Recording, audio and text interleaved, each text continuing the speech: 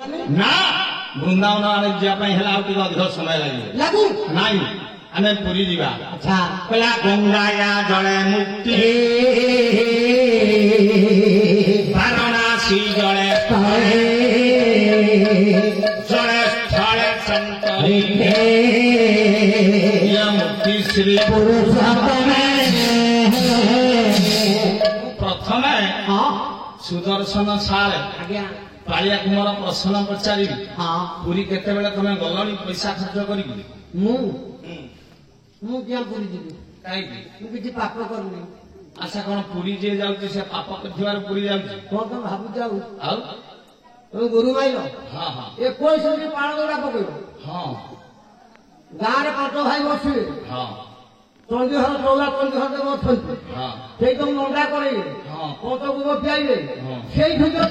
पुरी पुरी न गले तो मुक्ति नाही काहे कि हमको तीन प्रकार मुक्ति मिली थाए पुरी पुरी रे तू मो प्रश्नर उत्तर तू देलु जे पाप करि धावा से पुरी जो जे गोरु माध्यम से पुरी हां मु काई पैसा खर्च करी गोटे काठ दियो देखा पाइबी कोन दरकार श्लोक रे कवि कहिला तीन प्रकार मुक्ति हम मान को मिली थाए मिली थाए ना नहीं हां जे गोरु माध्यम से पुरी जीव जे माछा कत कहिथो से पुरी जीव जे ब्रह्महत्या करिथो से पुरी जीव मो पुओ कहू आज्ञा हां पूरा ऑटो धरि के वर्तमान आनांश कर जाय वो भूल होची भूल होनी चल ठीक है वाह तेन आपण माने विचार करंतु हां आमे माछी पड़ा आसिले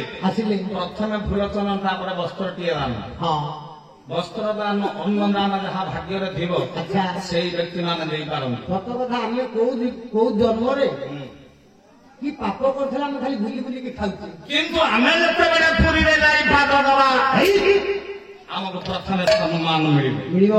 आम माछीपड़ा ग्रामवासी बाबू अच्छा आज्ञा बाबू अच्छा अन्य भाई मान समस्त अच्छा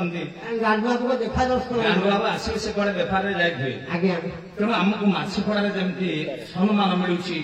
रघुनाथ मंदिर पाखे तेणु आम पुरी गले आमको प्रथम सम्मान मिले कौन सम्मान पुरी माटी रे जेते बेले आमे पाद दबा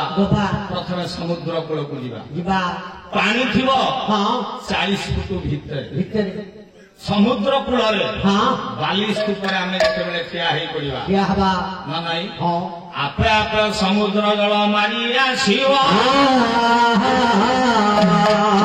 प्रथम भक्त मानकर पाद धोई दबो काई तो ससुर घर बुझी बुटी शाड़ी भी बाहाई पड़ी थव आज्ञा आउ केही ना हम नन्ना आसिले मु पांढाळ नै ता गोड़ पखाली देबी ना सेई आगे मु ससुर घर काटी दे काई की जीवा सामना हां बुढ़ी बसे नहीं मुआ गड़े नहीं नहीं परिया पत्र भल मंदरे दउ ना आज्ञा सेति काटी दे दो गोड़ देही धोउ ना बोले काई पुरी जाउनु हां समुद्र पानी आपे आपे आसी कोन करबो ना पाद धोई दबो सम्मान पाइबो समुद्र कूल ठार आरंभ हे तेणु बुद्धिजीवी व्यक्ति मैंने विचार करती समुद्र रे स्नान करने पूर्व मुंडे पानी टिके सिंचिवा पूर्व आगे आमे कहीं गंगा माता प्रति अच्छा अवमानना हवा नहीं नहीं नहीं तेणु 5 टंका हो 3 टंका हो किदवा कोई पैसा का समुद्र रे फिंगंती तापर से पाद धोइबा पूर्व प्रथम आगे टिके जल विकल आनी मुंडे सिंची दियंती अपराध मा से आम पाद धोइबो तेणु पुआ गंगा आगे मुक्ति गंगा रे गाधेइले मुक्ति मुक्ति मुक्ति ना नहीं आम बापा गोस्वामीकर अस्थि आम 14 वर्ष पर्यंत रखिबा तापर कहवानी कि गंगा रे विसर्जन कर दवा ना नहीं गंगा रे अस्थि विसर्जन कले मुक्ति हे मुक्ति होची जी नहीं के मना कला वाह तने वाराणसी गणेश पड़े काशी विश्वनाथ बंक पाखरे आमे मुक्ति पाइबा से माटी रे पाद देले आ गोड़ फाटिबो आमे मुक्ति हेइबा काहे कि से माटी रो भल गुण अछि भल गुण कोन से माटी को जन्म नेउची ये से तिलक खड़ी सत कथा तिलक खड़ी खड़ी माटी आज्ञा पुरी रे पंडा मान को जयबाबू देखिबे चंदन से के लगे नहीं କିନ୍ତୁ ଆପଣ ପଇସା ଖର୍ଚ୍ଚ କରି ପୁରୀ ଯିବେ ଯିବେ ମୋ ମା ଭଉଣୀ ମାନେ ସମସ୍ତେ ପୁରୀ ଯିବେ ବୁଢା ବାପା ମାନେ ପୁରୀ ଯିବେ ହଁ ପଇସା ଦେଇକି ସେ ମାଟିକି କିଣିକି ଆଣିବେ ତିଳକ କରିବା ପାଇଁ ଆଜ୍ଞା ହଁ ହରି ମନ୍ଦିର ତିଳକ କରିବା ପାଇଁ ସେ ମାଟିକି କିଣିକି ଆଣିବେ ଆଚ୍ଛା ଭଲ ଗୁଣ ଅଛି ପୁରୀରେ ପୁରୀ ପଣ୍ଡା ମାନେ ଚନ୍ଦନ ଲଗାନ୍ତିନି ନାଇଁ ସେ ଖଳି ମାଟିକି ବର୍ତ୍ତମାନ ଲଗାନ୍ତି ହଁ ହଁ ସେଇ ମାଟିରେ ବ୍ରହ୍ମହତ୍ୟା ଦୋଷ ହଁ ଖଣ୍ଡନ ହେଇଥିଲା ମହାଦେବଙ୍କର ଆଚ୍ଛା କହିଲେ ସେ ବହି ହେଲା ସୁଭଦ୍ରା ପରିଣୟ ପରିଣୟ କବି ହେଲେ ଭଞ୍ଜ ଭଞ୍ଜ ସମ୍ରାଟ ପୁଅ କବିଟିଏ କହିବା କାଇଁ ନା ନାଇଁ କହିଲେ ସିନ୍ଧୁ ତାଟେ ଶ୍ରୀପୁର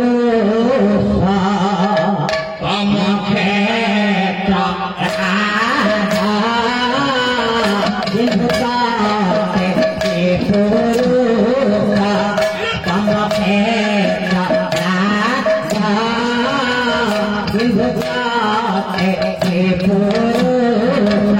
ଆଜି ସାଧୁୟା ଅଚିତା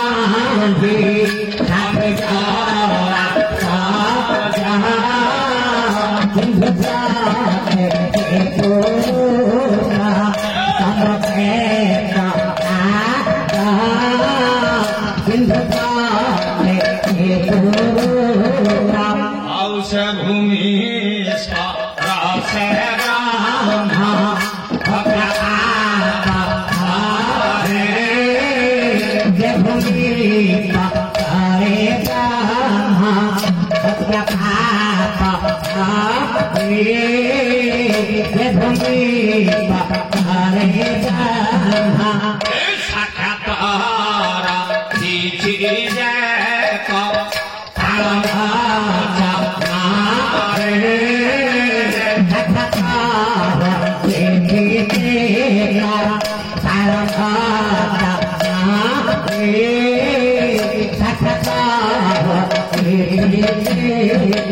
କବି ସମ୍ରାଟ ଭଞ୍ଜ କହିଲେ ସେଠି ଅନେକ ଆଶ୍ଚର୍ଯ୍ୟ କଥା ଆମେ ପାଇବା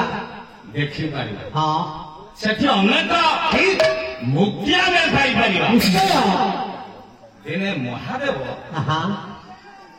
ପୁରୀ ପଳେଇଲେ ହଁ କାହିଁକି କାହିଁକି ବ୍ରହ୍ମାଙ୍କର ଗୋଟେ ମୁଣ୍ଡ ହଁ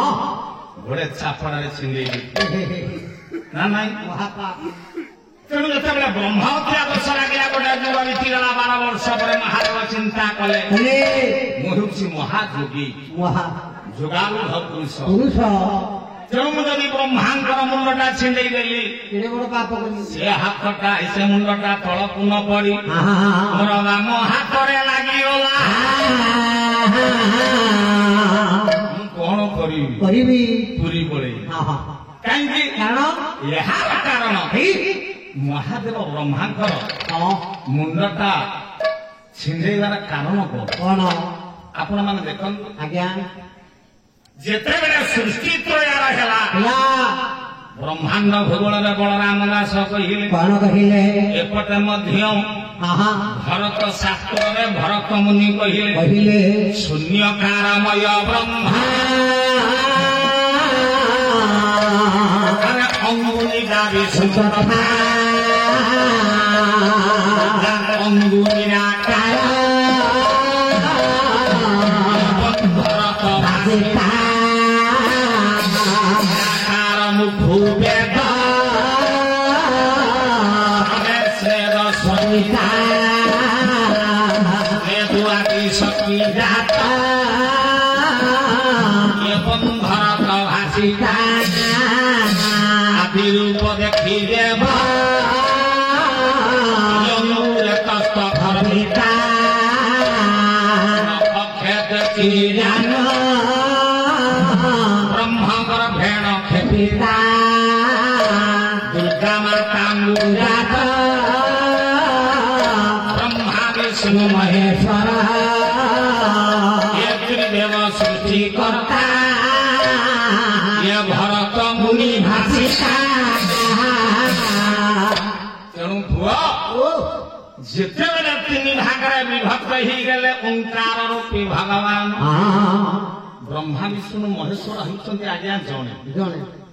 ତାଙ୍କୁ ତିନି ଭାଗରେ ବିଭକ୍ତ କରାଗଲା। ତିନିଟା ନାଁ ଦିଆ ହେଇଛି। ଯେତେବେଳେ ଆଦିମାତାଙ୍କ ଠାରୁ ଜନ୍ମ ନେଲେ ହଁ ଆପଣ ମାନେ ବିଚାର କରନ୍ତୁ ଆଜ୍ଞା ତାଙ୍କୁ ଯେତେବେଳେ ବିଭାଗ କରାଗଲା ହଁ ଜଣେ ରହିଲେ ସଂସାର ତିଆର କରିବା ତିଆର କରିବା ବାଲା ମିସ୍ତ୍ରୀ ଆଉ ଜଣେ ରହିଲେ ପାଳନ ପେଟକୁ ଦାନା ନେବା ବାଲା ହଁ ସିଏ ତ ମୋଦି ସରକାର ପାଳନ କର୍ତ୍ତା ହଁ ଆଉ ଜଣେ ରହିଲେ ସଂହାର ଆଧାର କର୍ତ୍ତା ଦେବଦେବ ମହାଦେବ ହେ ସେ ତିନୋଟି ଶକ୍ତି ହେଇଗଲେ। ହଁ ହଁ ଆମେ ଓମ୍ ବୋଲି ଯୋଉ ଅକ୍ଷରଟି ଲେଖିବା ଆଜ୍ଞା ସେ କେତୋଟି ଅକ୍ଷର ଦିକୁ ଯୋଉ ଓମ୍ ଶବ୍ଦଟି ଲେଖିଲା ସେ କେତୋଟି ଅକ୍ଷର ହବ? ଗୋଟିଏ ଅକ୍ଷର ହଁ ତାକୁ ଯଦି ଆମେ ସନ୍ଧି କରିଦବା ଦବା ଅ ଉ ମ ମ ତିନି ଜଣ ହେଇଯିବ। ହଁ ହଁ ତେଣୁ ପରମଳା ଠାକୁର ଆମ ପରମହଂସ କହିଲେ କହିଲେ ଓମ୍ ଶବ୍ଦଟିକି ଯଦି ଆମେ ସନ୍ଧି କରିଦେବା ହଁ ତେବେ ତିନୋଟି ଅକ୍ଷର ହେଇଯିବ। ହେଇଯିବ ସେ ତିନି ଜଣ କିଏ ସେ କିଏ ସେ କିଏ କିଏ କହିଲେ ଅକାର ଉକାର ମକାର ମିଥିଳା ହୋଇଲା ମିଥିଳା ହୋଇଲା ମିଥିଳା ହୋଇଲା ଆରେ ଉତ୍ପତ୍ତି ସ୍ଥିତି ସଂହାର ଆଉ ଏ ତିନି ଓଙ୍କାରଟି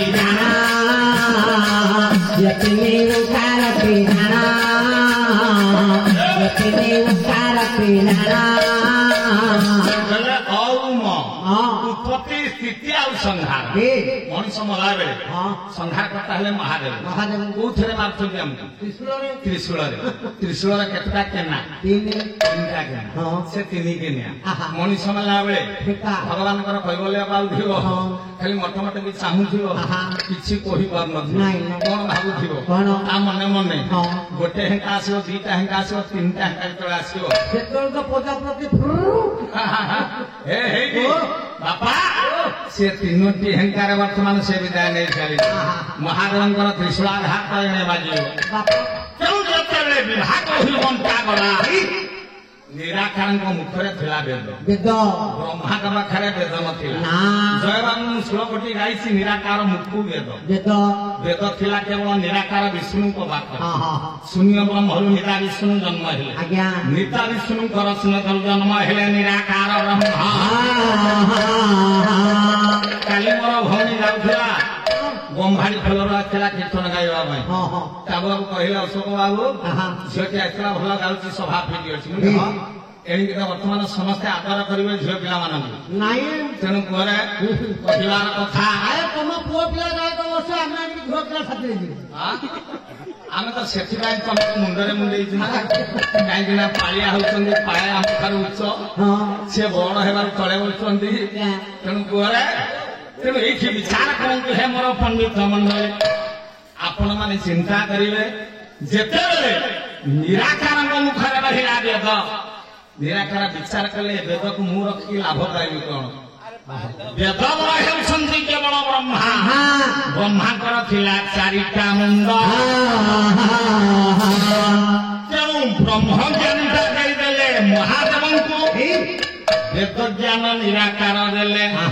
କାହାକୁ ନା ବ୍ରହ୍ମାଙ୍କୁ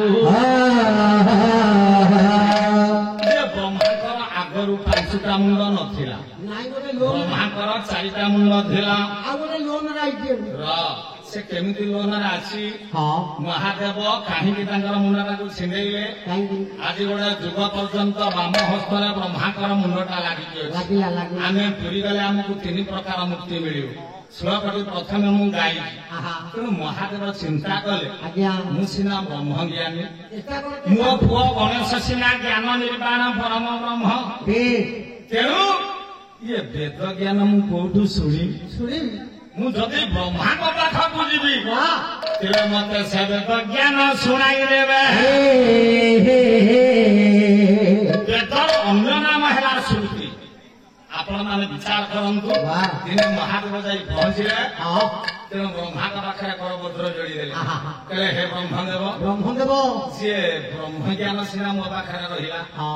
ବେଦ ଜ୍ଞାନ ତ ମୋ ପାଖରେ ନାହିଁ ଆଜ୍ଞା ଆଜ୍ଞା ମତେ ଟିକେ ବେଦ ଜ୍ଞାନ ଶୁଣେଇବ କି? ଶୁଣିବ କିନ୍ତୁ ହଁ। ବ୍ରହ୍ମାଙ୍କର ଧର୍ମ ହେଲା ତାଙ୍କର ସ୍ତ୍ରୀ ଆଚ୍ଛା ସାବିତ୍ରୀ କି ସେ ବେଦ ଶୁଣିବ ଶୁଣିବେ ନା ନାଇଁ ହଁ ଯୋଉ ବେଦକୁ ବାଃ ଭୟ କରିବ ରାକ୍ଷସ ଆହା ଦ୍ୱିତୀୟରେ ସେ ହେଲା ଶଙ୍ଖାସୁର ହୟଗ୍ରୀବ ରାକ୍ଷସ ଶୁଣିଥିଲା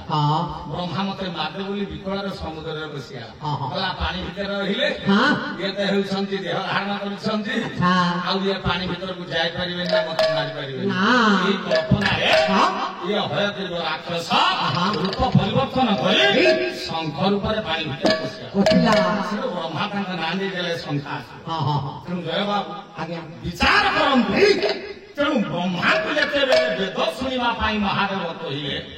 ତେଣୁ ବ୍ରହ୍ମାଙ୍କର ଚାରି ମୁଖରେ ରୁକୁଶ୍ୟାମ ଅଥର ବଜନ୍ତି ଏ ବେଦ ଶୁଣିଲେ ଯେତେବେଳେ ଗୋଟିଏ ଗୋଟିଏ ମୁଖରେ ଶୁଣେଇଲେ ପିଣ୍ଡ ବ୍ରହ୍ମାଣ୍ଡ ଏକ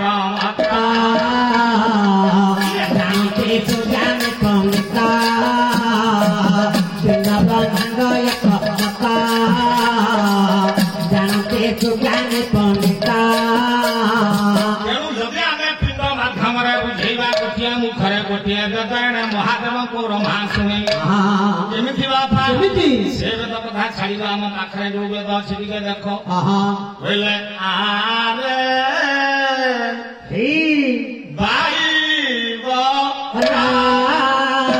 তোকে বুঝাই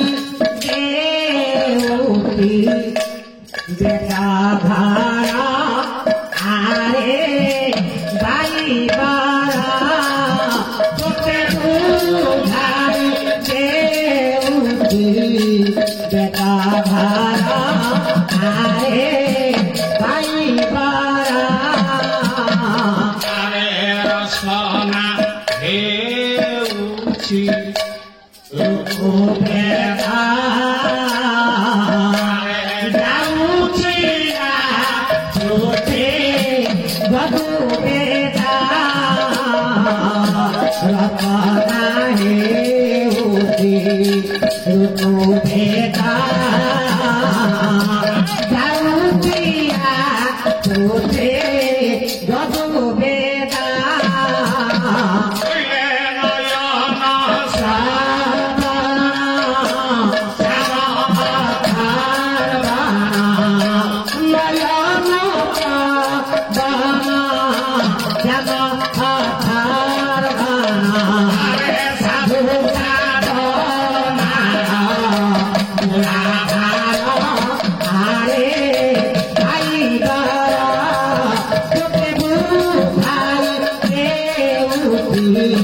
বেটা ভাড়া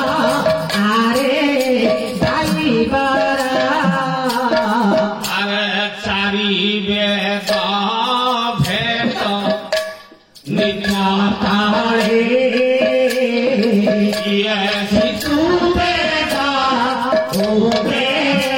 ওকারে চারি বেদ ভেদ নিকাতারে শিশু বেদ ওবে ওকারে আরে সবগুরু সেবা করে তো পাইবো সবগুরু সেবা করে তো পাইবো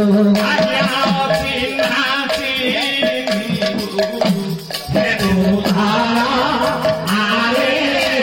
আইবারা তোকে বুঝাই দেউতি বেটা ভাড়া আরে আইবারা সাহিত্য অনুরাগী সমস্ত অভিজ্ঞ প্রাজ্ঞ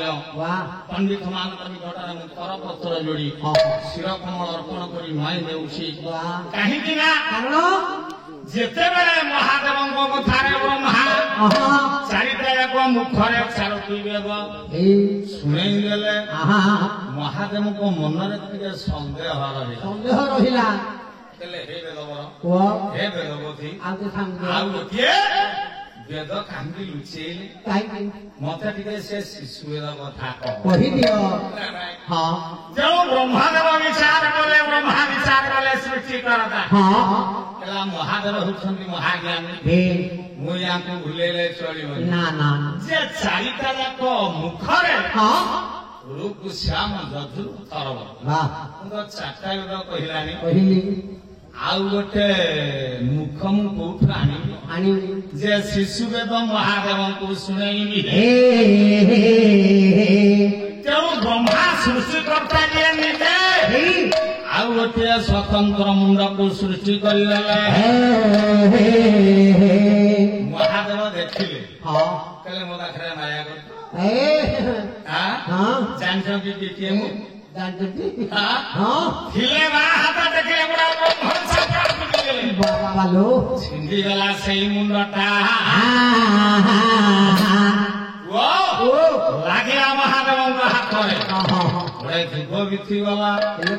ସେ ମୁଣ୍ଡ ଆଉ ବ୍ରହ୍ମାଙ୍କର ମହାଦେବଙ୍କ ହାତରୁ ଖସିଲା ନାହିଁ ବିଚାର କଲେ ମହାଦେବ ସମସ୍ତେ ଜାଣିଛନ୍ତି ପୁରୀରେ ଆମକୁ 3 ପ୍ରକାର ମୁକ୍ତି ମିଳେ ମୁଁ ଯାଉଛି ପୁରୀ ପଳେଇବି ତେଣୁ ମହାଦେବ ଦିନେ କଲେ କଣ କହିଲେ ବାରାଣାସୀ ଜଳେ ସ୍ଥଳେ ସେଇ ସ୍ଥଳରେ 22 ପାବଛ ଯାଇ ପାଦ ଦେଇ ଜଗନ୍ନାଥଙ୍କୁ ଡାକିଲେ ଜଗନ୍ନାଥ ହେ ପଥି ରାମରା ଜଗନ୍ନାଥ ହେ ପଥି ରାମ